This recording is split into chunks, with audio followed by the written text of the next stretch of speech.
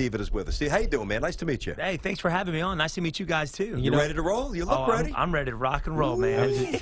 Do we call you Steven or do we call you Wonderboy? You know what? For some reason, everybody calls me Wonderboy. My dad calls me WB. He don't even call me by my first name anymore. Nice. All right, Wonderboy. Now we have a connection here, BT. Mm-hmm.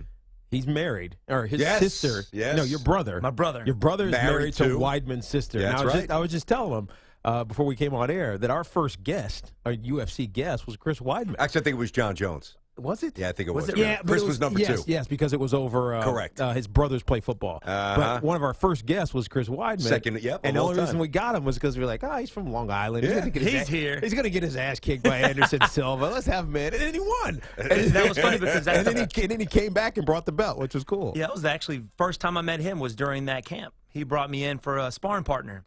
Really? And he's sitting there looking at me like, who is this? You know, this scrawny kid. My manager told me to bring in for a sparring partner. Mm-hmm. And I remember the first time we sparred, he was trying to take it to me. He was trying to get me quit. Was he really? Oh yeah. He was trying hard. What's the weight difference between you guys? He walks around about, I think, if he's not in camp, about 220. Yeah, he's a big guy. And I walk around about 185, 190. Oh, wow. That's a big difference in that sport. You don't look like a UFC fighter. A basketball player. I get that a lot. Yeah, you said I look like a basketball First player. thing I saw. Yeah, because you're appreciate thin, but you probably got wiry strings. He looks like one of those. Yeah. He looks like one of those stylish white basketball. Like he's got the chain hanging out. He's got the shaved head. One of those lanky guys who could actually play. You look I get like that a basketball player. tons. But the amazing thing is, and you were telling Tiki and I before we got on the air that you, unlike all the others, and we've chatted with all of them. You didn't play any other sport. Nothing. You were introduced. I know your dad was in it. Didn't wrestle. Nothing. No, I mean, nothing. I've got two brothers and two sisters. We all started the martial arts at the age of 3. Had no say-so. It was mandatory in my dad's house. Thanks, Dad. I know. Come on, man. He's trying to hide. He's trying to hide in the corner over there. Like he's over there nodding his head. He's like, yeah. His dad's going to be watching him fight in front of 20,000 people this Saturday, so his dad did something right. But go ahead. Yeah, he's in my corner. So yeah, I know. Yeah, so my sister, he fought back in the 70s and 80s. My sister fought before me.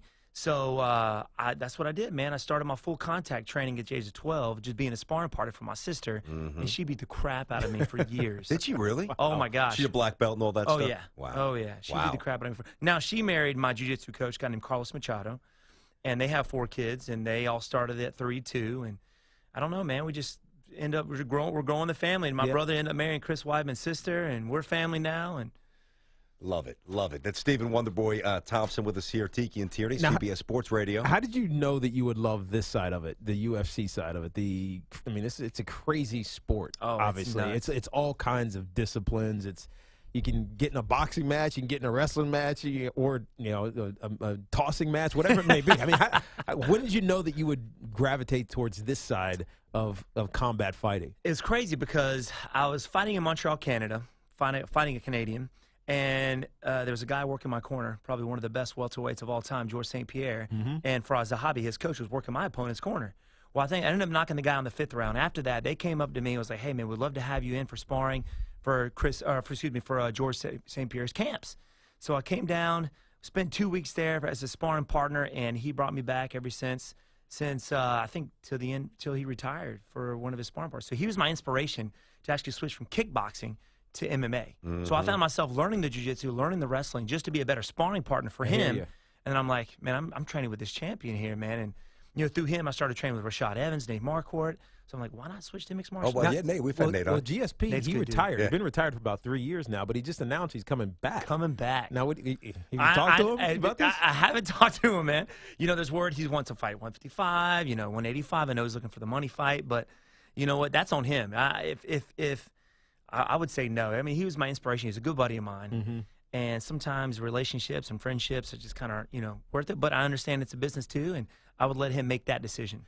You know what I'm curious? I mean, I don't know the answer to this, but against the other sports, like you watch a kid come up, basketball player, just say 6'6", 6'7" kid, could run, could jump, good instincts around the rim. You're like, man, that kid's, even if he hasn't played a lot, this kid's got a little natural talent. In your field, mixed martial arts, is there such a thing as natural talent? And I know that you have to cultivate it and respect it and protect it. I get all that. But are there some people who you think are inherently just better at fighting at this level Yes. when they start? Yeah, I think so. I mean, you got guys who've who've only been training for 3 years and they're in the UFC. I've been doing this my whole life. I didn't get into the UFC till 2012. So some of these guys just have it, man. They're just athletes. They pick it up quick. But one thing I think people are sometimes born with, and it takes years to develop, is that fight mentality. To be able to go out there and take a beating and keep on going. That takes some years of mental toughness, and some people are born with it. Some people, it takes years to develop that. That I could see. That. Yeah, that makes a lot of sense. Now, do you ever get into that situation where people don't think you're tough because you don't look it? Oh, all the time. All the time, man. I can totally I mean, Yeah, we were talking about on the way here, one of the camera, my buddy Alex was like, hey, did you ever get any scuffles in high school? It only took once. Only took one scuffle. I was in 9th grade, fought a kid who was a senior, and pretty much my sister paved my way through high school. Nobody messed with me because that's Lindsey Thompson's brother. You don't want this girl to beat the crap out of you.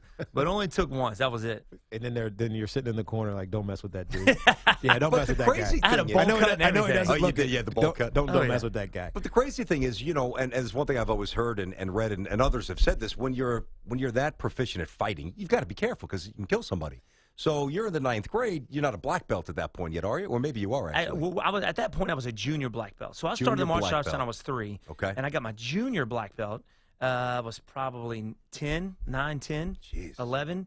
And then that's not a senior black belt. We don't consider that a legit, real, senior black belt. Gotcha. I got you. So, but do you give this guy a chance to wiggle off the hook before you lay him out, or you just had enough and you're like, yeah, that's it. I'm going into the bag of tricks. I'm going to destroy this guy. Oh yeah, I had to because this dude was. I'm looking up at this guy. This guy's a senior. Okay. And we were in gym class. We were slap boxing. Yeah. And I ended up shooting in and taking this big dude down, and his boys were like, giving him crap Oh, for it. sucker! Look at this. And- You got rolled by a little skinny freshman. You punk. You Exactly. suck. So he goes to slap hand, give me a high five, and man, I've been doing this my whole life. I know what it looks like when you're about to punch me. Yeah, of course. Sucker punch me, and I'm just sitting there, just high five, and I'm looking at him like this, and here it comes, man. He goes and he acts like he's walking away, turns around like he's gonna sucker punch me, and all I didn't throw any punches. I just ducked up underneath it. I grabbed around his waist, and I took both legs. How big this dude? Took both legs and kicked his knees down, so he dropped to his knees, and finally we're at the same level, same height. I just slapped a rear naked choke on him. And I just started squeezing. My wrestling coach, Coach Kreiner at the time, was just watching.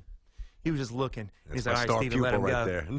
And then he's like, I need you in my office. I'm like, man, I'm getting expelled, You're not the captain. Oh, yeah. He sits down and he's like, hey, man, you ever thought about joining the wrestling team? And I'm like, no. I don't want to put anybody to sleep. Sorry, Coach, I can't do that. That's a good story. Talking to Stephen Wonderboy Thompson. He's in studio, UFC welterweight contender. Got the rematch this weekend. And I don't think we've ever asked this question.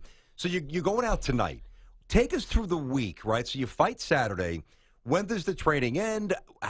What is the next couple of days like? Where's your weight of Saturday? What do you have to do? What do you do? What are you doing in the next 5 days? Because it's not like it's one day. It's like 5.5 days. Yeah, and the UFC keeps us busy, man. With media, open workouts, so we have the weight cut. We have to worry about it going on at the same time. That's the main focus, is making sure our weight's good. I walk around about 190. I know Tierney walks around over 200 pounds, so I know his weight cut. He's been doing it for years, though. He's a big welterweight. But right now, we're burning calories. We're watching what we eat. We have some ladies perfecting athletes who make all my meals during the week. Phenomenal people, and they're awesome at what they do. But right now, it's media and focusing on getting that weight down. All the preparation's done. Getting ready for the fight, the training camp, training 2 to 3 times a day. That's in. You're not going to get any better from now till fight time. So it's just healing up and making sure that weight's on. Now, tell us about this fight. Obviously, the first one was a draw, Yeah. and Bruce Buffer got it right. He announces a winner, and then he has to come back. Wait, hold on, we got a mistake here. It's like we want to hear it through your eyes. What are you thinking? It's like the Oscars last night, where the mistake gets made, and then it ends up being a draw. First of all, tell us about the fight, and then what went through your mind as this was all going down. Did you think you won, type of thing? You know what? I thought I did. I knew I did, but first when they announced him beating him, I was like, wait a second. I was like, I know I did better than that. I thought I had second, third, and fifth round going back and watching it. He definitely won the first and definitely won the fourth. I mean, smoked me twice in the head, dropped. Next thing you know, I'm in a guillotine, ended up fighting my way out of that. Finishing it out on top, I think at 1:30. But he won the first and fourth. I thought I won second, third, and fifth. But you know what? It is what it is, man. This is the first time I think in a title fight there was ever a draw in UFC history. So we're bringing it back. We made history. We get fight of the night, and we're going to do it again, man. When they first announced him winning, I really didn't have time to think about it because Dana White was right there. As soon as I turned around, I was like, no, dude, stay up here. It was a draw. So I didn't have really time to think about the scoring, you know? So, yeah, man, it was tough. Boy, he's a tough dude. I asked you, as soon as you walked in the studio, again, off the air, I said, you're ready for Woodley. And he goes, and one of the first things you said, he's a great guy. You said that you like him. And I'm sitting there, I'm saying, interesting. I can't wait to ask him this on the air. Not that I wouldn't like him, but he did say some things with racial overtones here that, the UFC goes out of their way to hype the white guy. We've seen this in boxing, the great white hype. It is what it is. There's not many white. It is what it is. But the fact that you said I'm a little surprised that was your scouting report on his personality based on what he said. It's a Southern charm. Do you really mean that? Or those quotes didn't bother you? No, you know what? There's a lot of things that people say to try and get under your skin, to mess with you, to psychologically. And, him going through that, I just hope that he's focused on the fight and not other things, including that, because I want him to be 100% this Saturday. I want to fight. That's why I'm in the game. I want to fight the best people in the world. And I just want him to be mentally ready. I think he is, But, yeah, it doesn't bother me. I don't think he's calling me racist. Yeah, which he's no, actually come out and certainly said. not He's not calling racist. me. He's talking about the absolutely promotion. not. He's talking about the promotion. Right. So it really doesn't affect me one bit. Do you get into the trash talk side of this? I mean, because it feels like you don't, obviously, but it feels like that's become such a big part of MMA and UFC in particular, right? Let's get Especially the stare down. nowadays. I'm going to beat you up when I see you. If I see you by your car, it's on there too. Type of thing. You don't seem that kind of guy. You know what? I fight literally, and it sounds crazy because I love to do it. I've been in the martial arts since I was very young. Of course, before you walk out there to fight, you're literally asking yourself, why am I doing this? Really? Even at this stage? Oh, yeah. Wow. Before you walk out, I'm hoping, literally, an asteroid comes down, blows the place up, so you don't have to go out there. Something crazy happens. Is it out of fear that you don't want to get hurt? I mean, not fear, but why are you asking yourself, where is that coming from, that question? What? Because you don't know what you don't. You don't know what's going to happen. You've trained as hard as you can against an opponent who's probably, who's put in just the amount as hard work as you have, and you don't know. Yeah. It's just going out there to the unknown, And you can sit there and say, oh, I'm going to knock this guy out in the first round. I mean, come on. How many times have you seen that? And the other guy get knocked out, right? So it's the unknown. And that's what makes it exciting. After it's all said and done, win or lose or draw, it's like, man, this is unbelievable, man. This is the greatest feeling in the world. Those checks don't hurt either, right? Oh, Stephen Wonderboy Thompson is with us in studio. He's fighting Woodley again this weekend in Vegas, and he's with us here on Tiki and Tierney. Wonderboy, you talk about loving. Sorry, I call you Wonderboy. I can't help myself. You told me. You told me. Just keep thinking of Roy Hobbs when I keep seeing your pops does it, so I can do it too. What do you love about fighting so much? I mean, because it's in your blood, it goes all the way back. But what do you love most about it? You know what? Just knowing that you're better than the man in front of you. You know what I mean? No, I actually don't know what you mean. But I think it would be pretty cool to know what you mean. Yeah.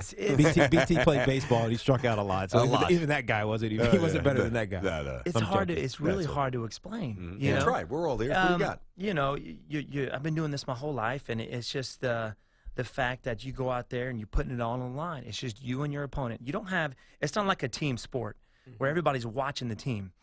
It's on you. It's on you, and it's on your opponent, and it's who made the best man win. I mean, it's the oldest. I don't know. It's with other sports, people respect the fight game because literally, when you think about being a man, it's about how well you can fight, how well you can defend. Right. Yeah. How you can defend your family, defend yourself, and it's just now down to the nitty gritty. Oh man. He's getting jacked up now. Yeah, I'm getting fired up right now. I'm ready to do some sparring or something. What are the betting? Let's just beat up on a producer. Smack them around. What's the betting odds for this? Do you even look? Are you a favorite? Who's the favorite here? I have no idea. I don't know. Mike. Mike, I think is chatting with your dad. If you can, tell us what the odds are. Probably Woodley's a slight favorite.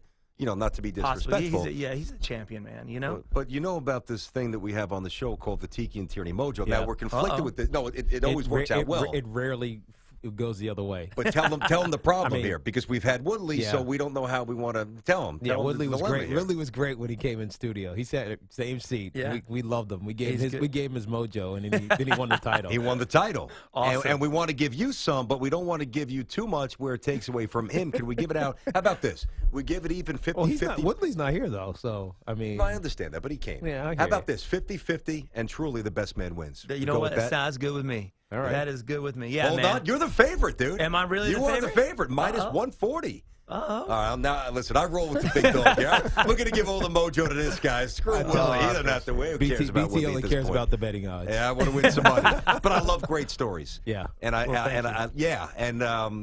tell you, it's just, God, I don't know how you guys do it. I don't know. I don't either. I saw the movie, big boxing fan at all? Oh, yeah. Okay. Vinny Pazienza, Yes. Rhode Island kid from the 80s and 90s. I saw that over the weekend. And just, your point, it really resonated again, maybe because I just saw the movie again, but it is the one-on-one nature. There's, basketball, I miss a shot, you pick me up. Tiki, you catch a touchdown, this guy. They're just other guys around you. You're in the middle of this ring, man. If you don't have your A game, it's got to be a very naked, terrifying feeling. It is. It is. You know what? And being able to go out there and take shots and keep going, for me, especially for that last fight in the 4th round, where most people would have given up, it told a lot about myself to me than anything else. Did you surprise yourself with that? Did you learn that about you, or you knew that and that was reinforced? Yeah. My second fight ever in the UFC, I fought a guy named Matt Brown, who's a veteran, and pretty much the same thing. I was done in the 1st round, bad weight cut. I was walking around over 200 pounds, which I'll never do again. And I was just done for the first 30 seconds of the 1st round, so I took a beating, man. And just not giving up and keep on going, and it tells you something about yourself after you go through something like that, Yeah, I got imagine. a lot of respect after that, a lot of new fans. Even though I didn't win that belt, everybody's like, man, that was definitely an inspiration. Just watch you take that and keep on going. Yeah, take a licking and keep on taking The licking. true fight fans appreciate it. Here's the question I got for you. Did you ever learn how to beat your sister? You know what? I did. There was one time, and it took one time. I think it was I just had enough of it. You know what I mean? And it was we always fought. There's 5 of us, and we were always fighting. Jeez. And she beat up me, and I beat up my brother Evan. And That's my middle name. It's a good name. And my son's Evan. Good really? name, right there. There you go. I liked it because, well, it was crazy. If we ever got caught fighting, it was always after dinner. My dad would be like, all right, you guys are fighting. We're going to let y'all fight. Pull back the kitchen table. No gloves, no gear. We couldn't punch. We couldn't close fists, but we could palm heel to the face. We could kick anywhere. It was, What was your mom saying during the? Well, she married your dad. She knew it was his love, so she was probably cool with it. Oh, yeah, she was tired of us fighting anyway. So they were willing to do anything and everything to keep us from fighting. And we would fight until we didn't want to fight each other anymore. Oh, that's crazy. Wow. I would run my mouth off to my sister. She would beat me up so bad she didn't want to fight me anymore. She would be crying because she's beating me up. And I was like, yo, that's what you're going to do. You're going to fight. You got to make one promise to us, Wonderboy. You got it. If and when you win the belt, you got to come back. Man, sounds like a plan to me. With I the love belt. hanging out with the belt. I will bring it in. I will bring it in studio. Love it. Good deal. This is going to be awesome, man.